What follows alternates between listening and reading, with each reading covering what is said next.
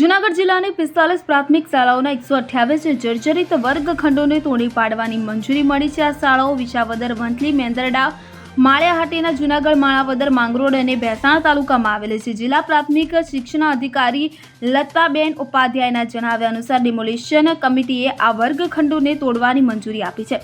શાળા કક્ષાએથી દરખાસ્ત તૈયાર કરવામાં આવે છે. નિરીક્ષક દ્વારા વર્ગખંડોનું નિરીક્ષણ કરી કેટેગરી નક્કી કરવામાં આવે છે.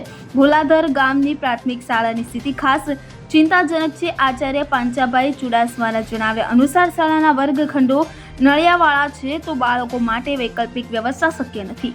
ગામમાં 5 થી 6 રૂમ ભાડે રાખવાની જરૂરી છે, પરંતુ સરકાર ભાડું આપતી નથી. ત્યારે ગામના ઉપસરપંચ ધીરુ ડોબરિયાએ જણાવ્યું હતું કે 50 વર્ષ જૂની શાળા અત્યંત જર્જરિત છે. તેમણે કલેક્ટરને રજૂઆત કરી હતી.